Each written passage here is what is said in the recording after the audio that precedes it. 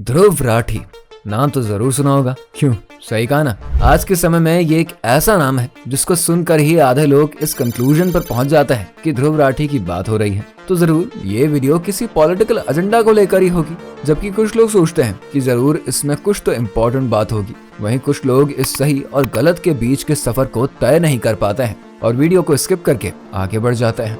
यकीनन आज ध्रुव राठी के नाम पर ऐसे थॉट्स दिमाग में आना बहुत ही कॉमन सी बात है, लेकिन उतनी ही कॉमन बात है कि इंडिया एक फ्री डेमोक्रेटिक कंट्री है और अपने उसी डेमोक्रेटिक राइट्स का इस्तेमाल करते हुए आज ध्रुव राठी यूथ के बीच में वो फेस बनकर उभरे हैं जिनकी वीडियोस को लोग किसी भी कॉम्प्लिकेटेड मुद्दे या फिर पब्लिक डोमेन में उपलब्ध डेटा को समझने के लिए रखते हैं।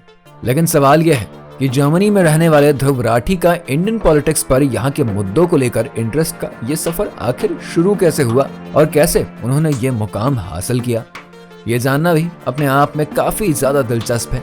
तो चलिए इस इलेजिटिमेट थ्योरी को थोड़ा सा लेजिटिमेट वे में अपनी आज की इस वीडियो के माध्यम से हम लोग समझते हैं।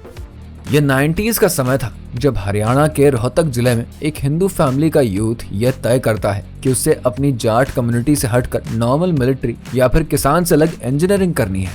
ये मिस्टर कोई और नहीं बल्कि ध्रुव राठी के पिता थे, जिन्होंने अपनी इंजीनियरिंग कंप्लीट करी और जॉब करना शुरू कर दिया।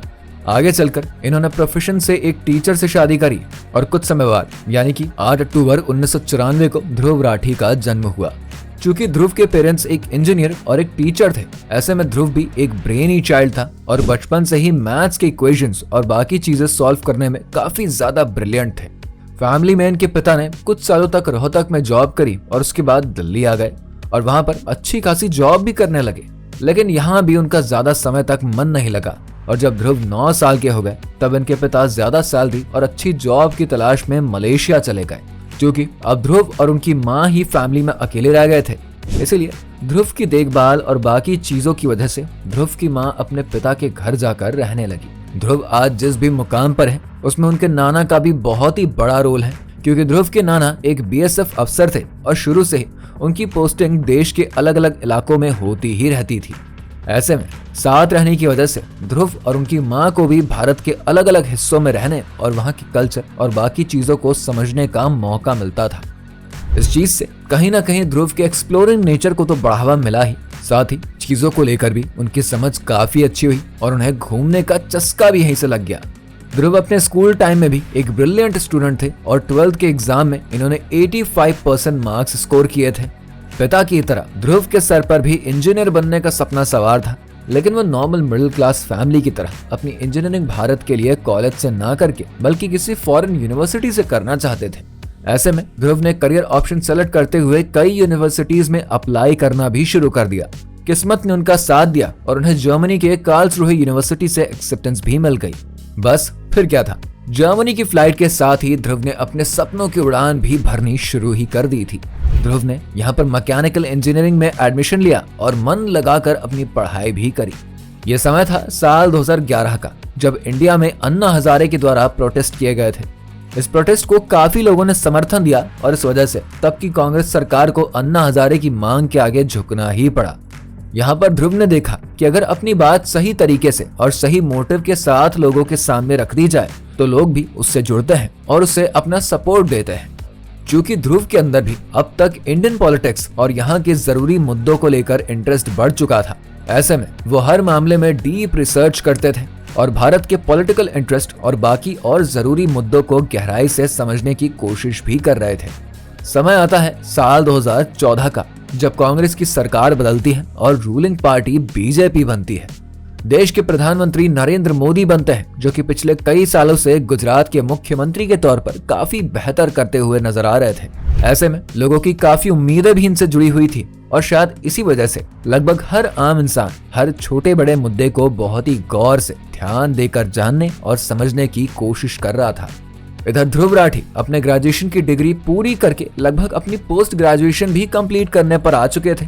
साथ ही इंडियन पॉलिटिक्स और बाकी चीजों को लेकर अपना होमवर्क भी प्रॉपर करते हुए नजर आ रहे थे। लेकिन एक बात जो इन्हें हमेशा से ही परेशान कर रही थी वो था इंडिया में फैला भ्रष्टाचार।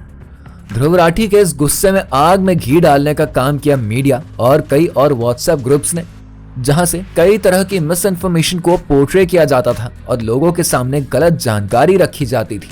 कुल मिलाकर उन्हें गुमराह करने की कोशिश करी जाती थी।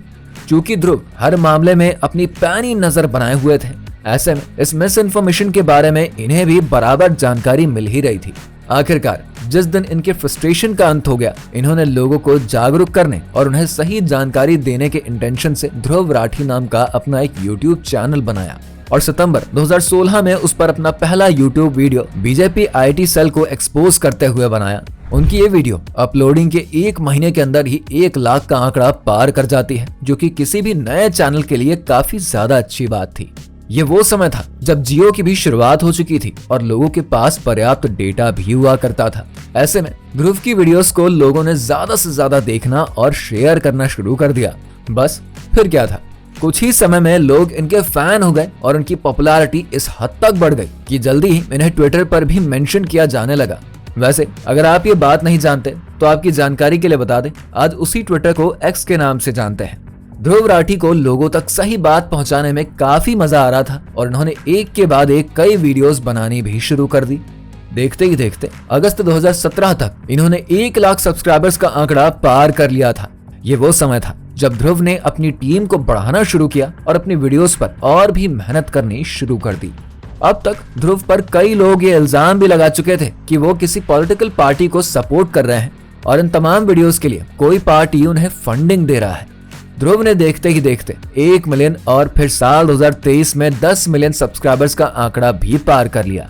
आज ध्रुव राठी के चैनल पर 19.3 मिलियन सब्सक्राइबर्स हैं और इनके ब्लॉग चैनल पर 2.64 मिलियन सब्सक्राइबर्स हैं। बात करें ध्रुव के लव लाइफ की, तो ध्रुव ने अपनी गर्लफ्रेंड जूली से 26 नवंबर साल 2021 में शादी करी थी और आज अपने व्लॉग वीडियोस में अक्सर ही ये अपनी वाइफ के साथ व्लॉगिंग करते हुए नजर आ ही जाते हैं। वैसे आपको बता दें, ऐसा नहीं है कि ध्रुव राठी सिर्फ पॉलिटिकल इश्यूज और लेटेस्ट इश्यूज को ही लेकर वीडियोस बनाते हैं, बल्कि अपने व्लॉगिंग चैनल पर ये आपको ढेर सारी मौज मस्ती करते हुए नजर आएंगे। कई और एडवेंचर्स को भी ट्राई करते हुए और काफी चिल और जॉयफुल नेचर में भी नजर आएंगे। बात करें इनके कंट्रोवर्सीज की, तो ध्रुव राठी की इंडिया के फेमस यूट्यूबर एल्विश यादव के साथ भी कंट्रोवर्सी हो चुकी है, जिस वजह से दोनों ही एक दूसरे को पसंद नहीं करते हैं और कई मौकों पर एक दूसरे को नीचा दिखाते रहते हैं।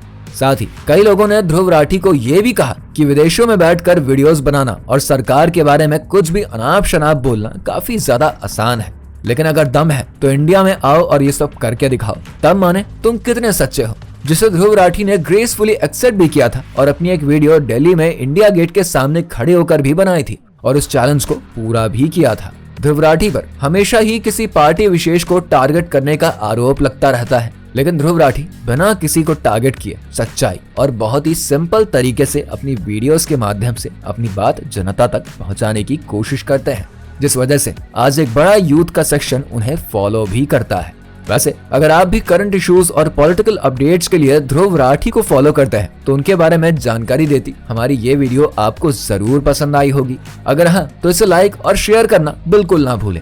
आज की इस वीडियो में इतना ही। Till then bye bye, Shaba खैर, खुश रहिए, मस्त रहिए और व्यस्त रहिए और हमारी वीडियोस को देखते रहिए।